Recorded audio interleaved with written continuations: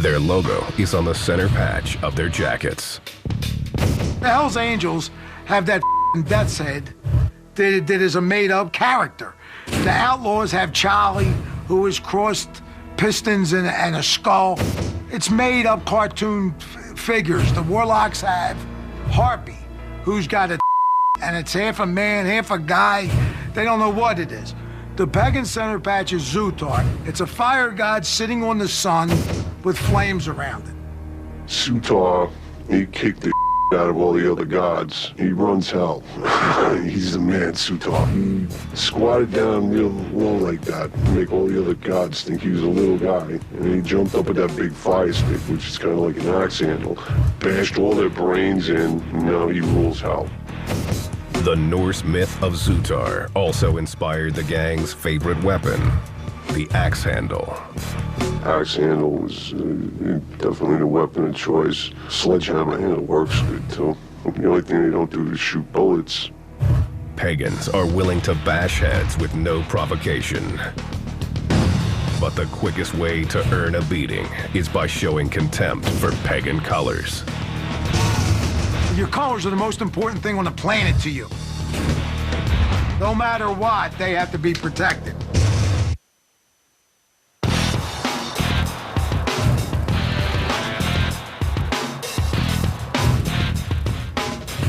In Philadelphia, the Pagans Motorcycle Club rules through a brotherhood of violence.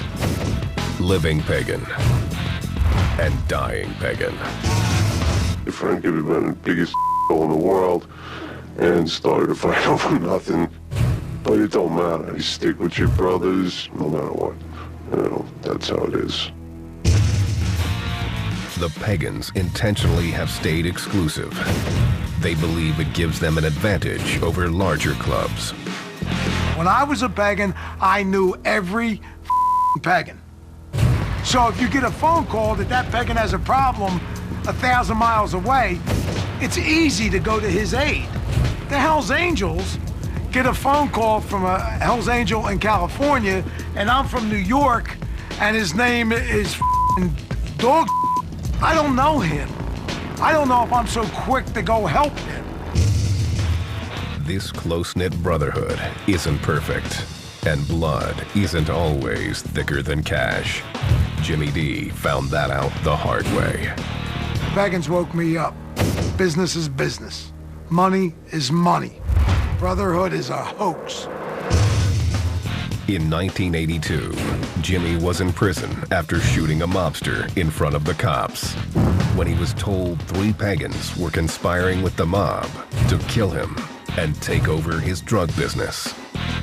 For $10,000, those 3 guys sold me out and gave the mob the green light to kill me with no repercussions. I was a team member. I was the most pagan in the world. It was all that mattered to me. To find out that my bros, my people, gave me the up to be killed by them suckers was more than I could deal with. Jimmy D made a decision. He turned on the men who had already turned on him, providing federal authorities with damaging details about the gang. I rolled over on every pagan. If they didn't give me up, I'd still be a pagan today. I would have went to prison and kept my mouth shut and came back out in good standing. Them giving me up caused me to do what I did. The feds used Jimmy D's information to begin building powerful cases against the Pagans. The Pagans had 2 major RICO cases that devastated the leadership of the organization, that specifically targeted the Mother Club members of the organization.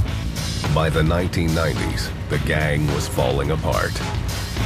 In 1998, Denny became one of the casualties. All of a sudden one day at 6 o'clock in the morning, you got about 100 feds and ATF guys banging on your door with all putting laser sights on your face. No one's going for the leg shot. Everyone wants that head shot. So kind of throws a turd in the punch bowl. Danny's pagan brothers had turned state's evidence. He was sentenced to more than 10 years in prison for conspiracy. You know, he's supposed to be all these big badass brothers and all this. By the time we got to the courthouse, all your bros, they went for themselves. Everyone saved themselves. While the Pagans were crumbling, their biggest rival, the Hells Angels, were moving in on their turf. By 2000, the Angels had established footholds in New Jersey and New York. When they tried to move into Philly, the Pagans knew they had to make a stand.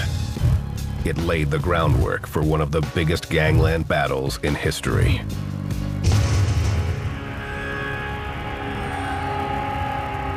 In 2002, Philadelphia. The Angels began to recruit Pagans, attempting to get them to switch alliances. You do not trade in your colors with the Pagans to have colors with another organization, especially the Hells Angels at that point. The first Pagan to become an Angel was Tom Thinker Woods, a former leader of the Pagans Mother Club. He contacted the Hells Angels and offered them the Philadelphia chapter. Said, okay, fellas, we want to come over. Give us colors, we'll become Hells Angels, and we'll deal with the Pagans here. We'll give you Philadelphia. And that's, I think, was widely viewed as a mortal sin, so to speak, among bikers. The betrayal stoked fury throughout the Pagans' membership.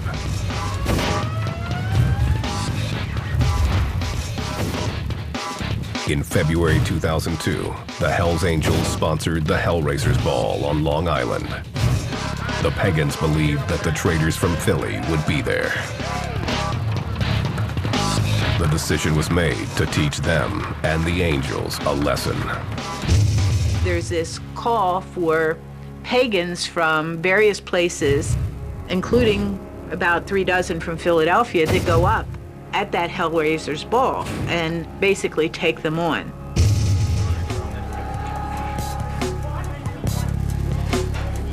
The Pagans assembled, wrote their wills, then stormed the public event.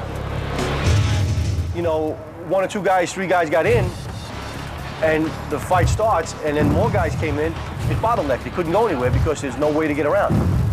The revolving door at the entrance was the Pagans' downfall. Only a few members made it inside, and the Angels opened fire immediately.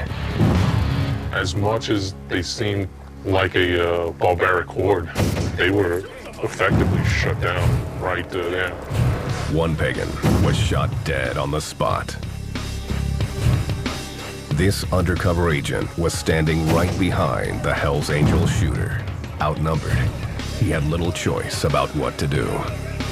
If I would have drawn down on this shooter, I'm sure that every weapon in that place would have been turned at me. Over 500 assorted weapons were found in the venue.